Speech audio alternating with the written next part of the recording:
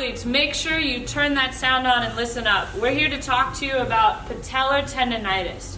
Okay, this is something that we see as trainers often in our clients, and again, athletes on the field and off the field.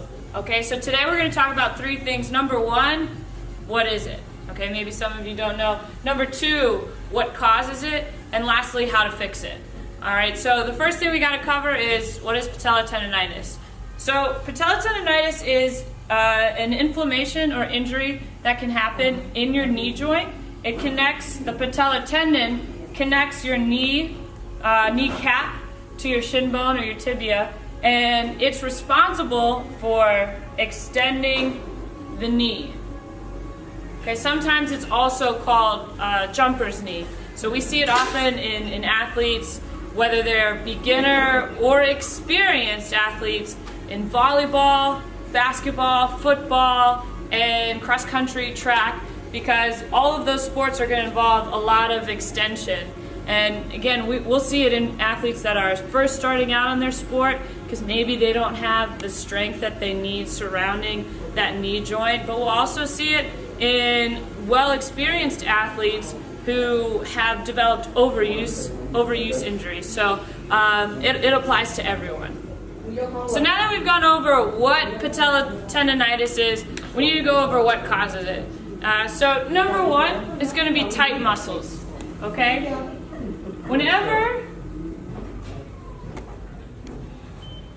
we have tight muscles, again, that could be from the quadricep, it could be from our calf muscle, it could be from our hip complex. That can lead to pressure forming along that patella tendon and resulting in pain, inflammation, swelling. It can make it even difficult to go up and down stairs or getting in and out of your car. Number two is going to be uneven muscles or muscle imbalances. Okay? This can be caused from having certain muscles work harder or more often than others. So for example, with runners, a lot of times, and really with most athletes, you're going to have stronger quadricep muscles in the front of your thighs and weaker hamstring muscles. So again, when we're seeing our clients, we'll do a couple of squat tests and just see how they're able to recruit their hamstrings. And most athletes, especially younger ones, aren't able to do so yet. So that can result, again, muscle imbalances can lead to that pain and swelling that we talked about earlier. And the third one, probably the other one that we see quite often, is misalignment of the feet or ankles, knees, and hip joint. All right, misalignment. So again, as a trainer, we will see when we're watching any kind of sporting events, we'll watch how people are moving, cutting, or again, even if they're running, sometimes you'll see that knee come inside the angle from your hip to your ankle. And that's going to cause some problems, most likely inside that knee joint. And this is where we need to work on strengthening the hip and making sure that ankle is mobile as well. And we'll get into that when we talk about how to fix any knee pain. And the last two are really up to you, and you have the most control over. It depends on your sport, what you're doing. Number four is going to be impact.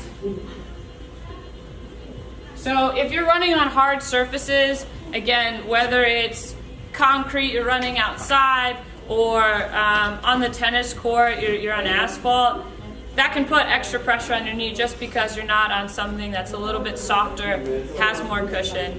And even basketball players, the wood that they're on has a little bit of give and a little bit of sponginess and kind of recoil, so it's going to be softer on your knees than, again, say running outside. And the last one is going to be your weight.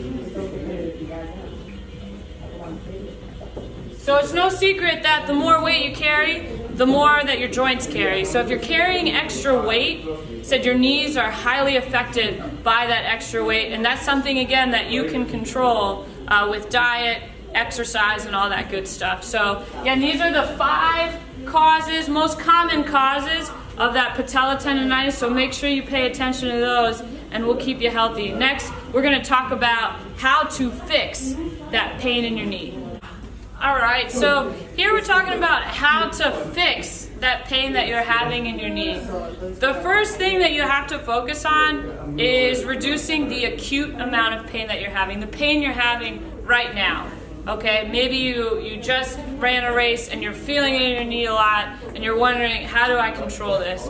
Number one, you probably got to do the simple rest, ice, elevate, take anti-inflammatory sort of treatment.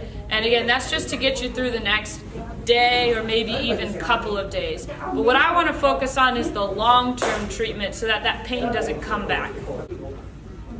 Okay, so to fix the pain, we have to address what causes it, right? So number one is tight muscles. So you're gonna need some tools like this to have at home or on hand, quick access to, so we can relieve those tight muscles. And the technique that it's called is SMR, self-myofascial release. This is a stick, it's called the stick. You can use it on, again, maybe those quadriceps or calves that are really tight. I like the more dense lacrosse ball type of release for the bigger muscles like the glutes and piriformis, which can get locked up pretty easily. And then lastly, we have a foam roller. Super cheap, they have them all over now. And this is, again, really great to give you that, to go over that muscle tissue that's a little knotted up and to release and relieve any sort of tension and adhesions in your soft tissue.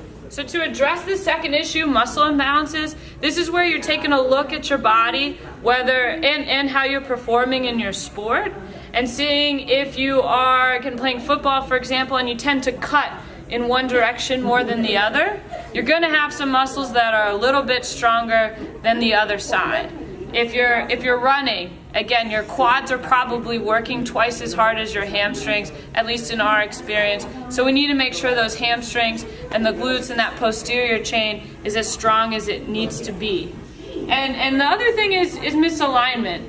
Again, this is where you want to come to a performance coach and get a gait analysis done and kind of see what it is that you're doing. Oftentimes when we're doing our activities, we're so focused on getting from point A to point B or the skill or task at hand, our body doesn't really care how we do it. And we're turning on certain muscles, turning off other muscles, and we really need to make sure that we're doing it the right way and not just the easiest way. So if you guys have any sort of patella tendonitis, maybe some of this rings true for you. Hopefully it was some good information that you can apply. If not, that you have it, but maybe how you can prevent it. All right, we'll catch you next time.